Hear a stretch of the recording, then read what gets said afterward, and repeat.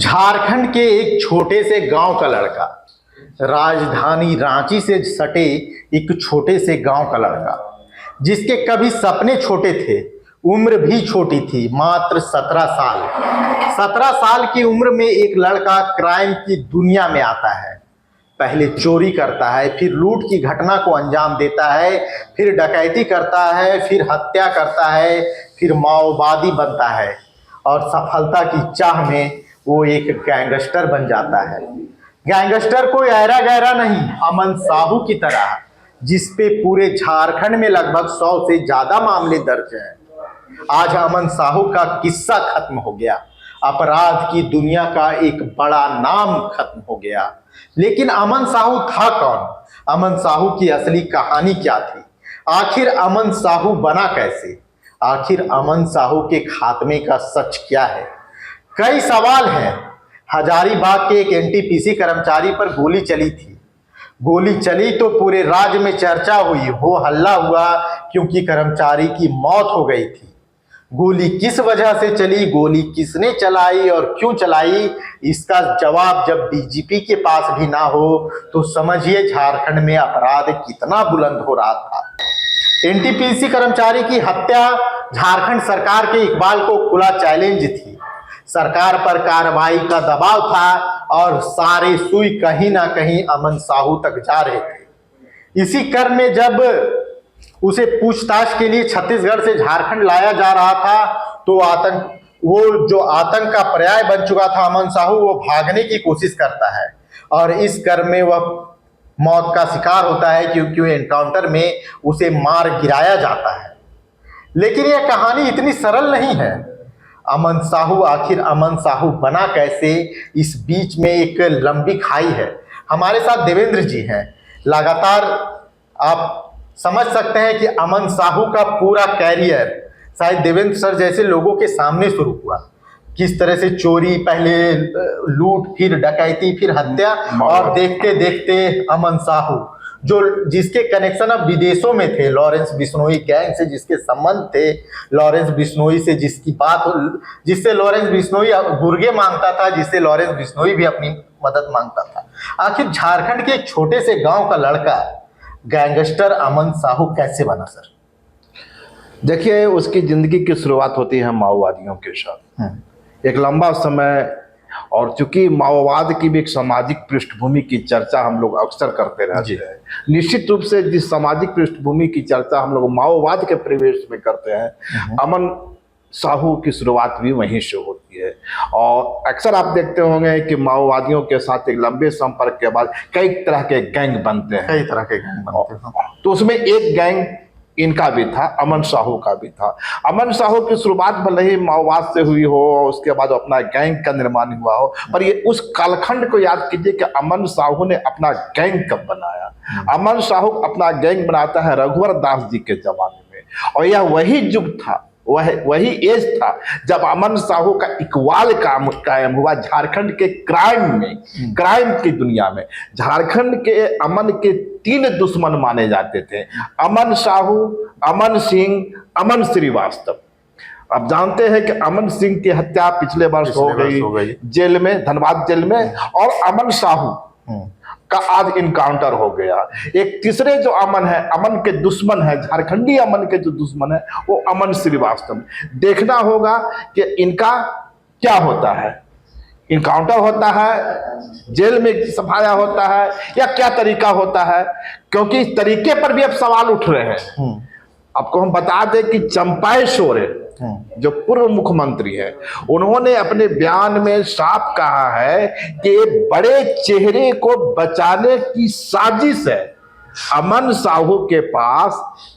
जैसा कि मैंने बताया कि रघुवर दास जी के जमाने में उसका विस्तार हुआ था और उसकी जो ताकत बढ़ी, और उसके बाद एक टर्म हेमंत सोरेन रहे, और उनका दूसरा टर्म है। दूसरे टर्म में जाकर उसका सफाया होता है। तो पूर्व सीएम चंपाई का इशारा इसी ओर है। आखिर एक चीज निश्चित है कि कोई भी क्राइम दुनिया का जब तक राजनेताओं का संरक्षण प्राप्त नहीं हो, नहीं टिक सकता है, वो अमन साहू ही क्यों नहीं हो। तो ये जो बात कर रहे हैं सरजू राय और चंपई सोरेन, ये दोनों का पॉइंट काफी नोट करने लायक है। और सरयू राय और चंपई सोरेन दोनों कहाँ के नेता हैं?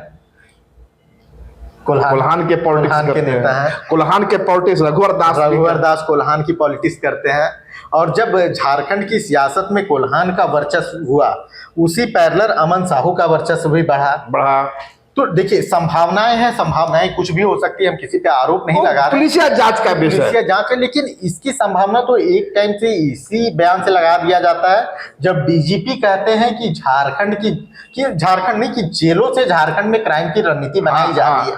और जिस तरीके से एनटीपीसी कर्मचारी को जो गोली मारी गई, देखिए एनटीपीसी कर्मचारी जो कुमार गौरव की जो हत्या होती है और इधर बरियातू में फायरिंग होती है, इसके बाद कानून व्यवस्था का एक बड़ा सवाल हो गया। और भाजपा पूरी तरह से आक्रामक हो गई, सदन में हम मुद्दा गरमाया और बात इतनी बिगड़ गई कि सीपी सिंह ने डीजीपी को बेशर्म तक कह दिया। अब इस बेशर्म कहने के बाद डीजीपी जब वापस लौट के आए, चूंकि उस समय विधानसभा में ही थे, वापस लौट के आए, उस समय उनकी बॉडी लैंग्वेज देखने लायक थी। उन्होंने कहा कि 3 दिन के बाद इसका परिणाम देखने को मिलेगा। और याद कीजिए, उसी समय सुदीप कुमार सोनू भी सामने आए थे। सुदीप कुमार सोनू ने कहा कि यह झारखंड है, यहाँ इस्टेब्लिश्ड प्रोसीजर ऑफ लॉ है, उसका कानून है, यहाँ बुलडोजर नहीं चलेगा। उन्हें साफ साफ जो झारखंड सहित दूसरे राज्य में जो एक बुलडोजर चल रहा है अपराधियों पर, उससे अपने को अलग करने की कोशिश। लेकिन अंजाम क्या हुआ?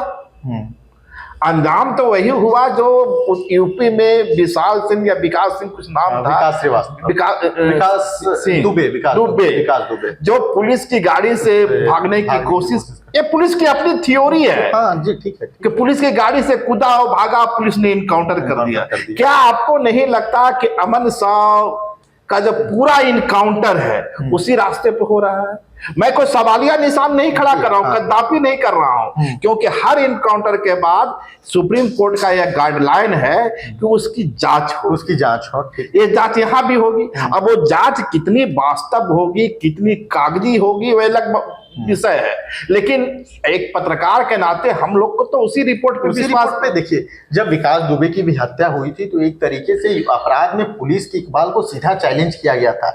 जिस तरीके से पुलिस वालों की हत्या विकास दुबे करके फरार था, तो इस चीज का अंदेशा पहले से लग रहा था कि कहीं ना कहीं जब एक रिवेंज की भावना होती है, तो उसी तरीके से जिस तरीके से झारखंड में कानून व्यवस्था पे और कहीं ना कहीं जो अब अपराधी थे, जो गैंगस्टर थे, वो सरकार को खुला चैलेंज दे रहे थे, सरकार की इकबाल को चैलेंज दे रहे थे। तो इनकाउंटर, डीजीपी का बयान था 2 से 3 दिन रुकिए, आपको एक्शन देखने को मिलेगा। इसका मतलब क्या हुआ? कि पुलिस ने उसी समय यह प्लान कर लिया था कि हमें अब अपराध को नियंत्रित करना है और कोई स्ट्रॉन्ग मैसेज देना है पुलिस को, अपराधियों को। और रिजल्ट देखिए, जो भाजपा कल तक डीजीपी को बेशर्म कह रही थी, आज वही भाजपा डीजीपी का प्रशंसा कर रही है। और जब उससे भाजपा प्रवक्ता से पूछा जाता है कि हेमंत, यहाँ जो अमन साहू का इनकाउंटर हुआ वो पैटर्न कहीं न कहीं विकास दुबे से मिलता है, तो उनका कहना है कि लॉ को इस्टेब्लिश करने के लिए कई बार इस तरह के रास्ते अख्तियार किए जाते हैं। मैं नहीं जानता कि उसमें प्रोसीजर का उल्लंघन हुआ है नहीं हुआ, पर इतना सच है, वो तो जांच का विषय है कि झारखंड की अस्मिता, झारखंड के लोगों में जो चिंता थी, जो फिक्र थी कानून को लेकर, उसे इस्टेब्लिश किया गया, इसे सरकार किया गया है। क्योंकि जिस तरीके से झारखंड में गैंग ऑपरेट कर रहे थे जेल में, देखिए अभी 3 लोग हैं जो जेलों से ऑपरेट कर रहे हैं, विकास तिवारी, अमन श्रीवास्तव और अमन साहू, जिसमें अमन साहू की मौत हो चुकी है। विकास तिवारी को भी कुछ दिन पहले पूछताछ के लिए रामगढ़ लाया गया था एक गोलीबारी के कांड में। एक अमन श्रीवास्तव है जो होटवार जेल में बंद है। तो इन तीनों पे आरोप लगता है कि जेल से बैठकर ये पूरी जो सिंडिकेट है उसे झारखंड में ऑपरेट कर रहे हैं, और झारखंड में जो आतंक आपराधिक घटनाएं इतनी बढ़ रही है उनमें इन तीनों का हाथ है। एक धड़ा है प्रिंस खान, जो कोयलांचल के जो एरिया में आपराधिक घटनाएं हो रही है उसमें प्रिंस खान का नाम आता है। प्रिंस खान अभी दुबई में है, ओमान में है, कहाँ है इसकी जानकारी किसी को नहीं है। पर कुल आशा ये है कि जितने भी क्राइम है झारखंड, खासकर झारखंड में, वो कोयलांचल की धरती पर फलते फूलते हैं। कोयलांचल कहने का अभिप्राय जहां जहां भी कोयला है और हर गैंग का इससे संपर्क है। लेकिन यह भी एक सच्चाई है कि उसी कोयला के कारोबार में क्रॉस द पार्टी लाइन राजनेताओं की संलिप्तता है।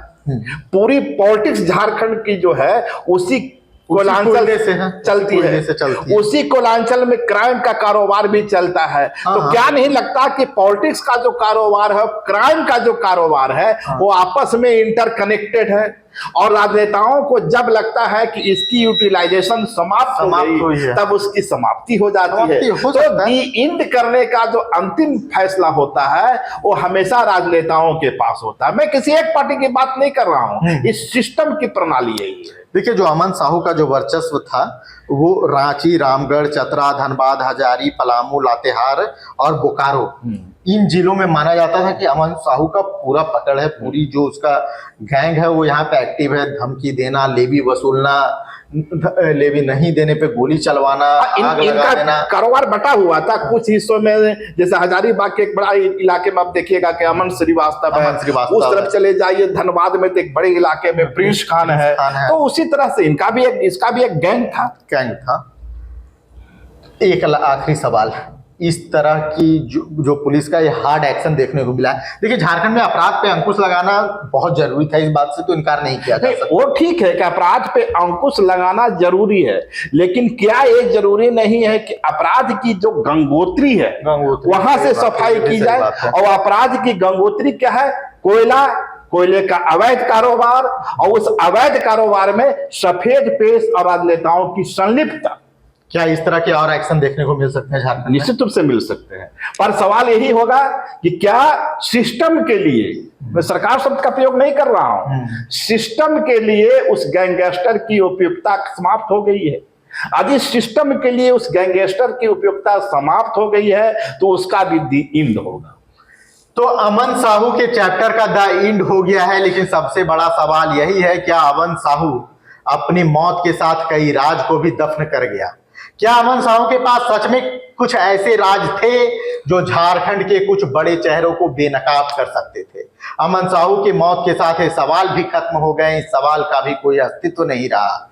लेकिन क्या अमन साहू वो आखिरी व्यक्ति था जो अपराध की दुनिया से खत्म हो गया और अपराध झारखंड से खत्म हो गया? शायद नहीं।